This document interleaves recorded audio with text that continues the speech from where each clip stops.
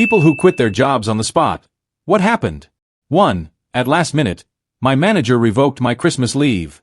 My wife was terminally ill, my daughter was about to move off to college, and it would be our last Christmas together, ever again. It's the only time in my life I've ever said F you to a boss's face. 2. They try to have me come in and run the store literally as I was coming out of anesthesia from surgery for an injury I got working there. Hey, I know you just had surgery and are still in post-op. I need you to close tonight. You don't have an option. I quit and let an attorney deal with it. 3. I was working for a major video game company back in 2003. We were in lunchtime, working from 7 a.m. to 2 a.m. 6 days a week. Right before lunch, our supervisor walks in and says, "Good news everyone, we get to come in on Sundays now, but it's only a half day." The moment he was done with his speech, I walked over to his desk and told him I was quitting immediately. He warned me that I would never work in the game industry again. I didn't give a proper 2 weeks. I told him that was fine and finished my day. I ended up working in the industry for another 3 years until I freaked out and quit for good. Never again.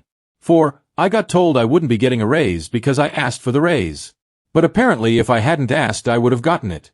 My boss then said I was on the shit list of the higher boss for asking, and that I wouldn't get a raise for at least a few months. Yeah, I quit right there. 5. I had a supervisor who was really unprofessional and disrespectful.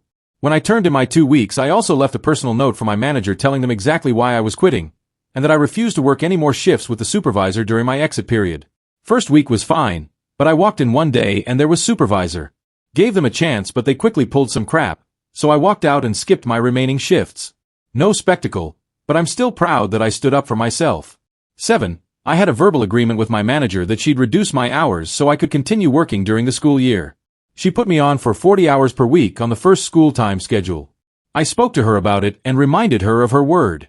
She stonewalled and denied everything. I apologized and walked out of her office. I graduated and got a good job writing software. 30 years later Kmart no longer exists. F you Beth.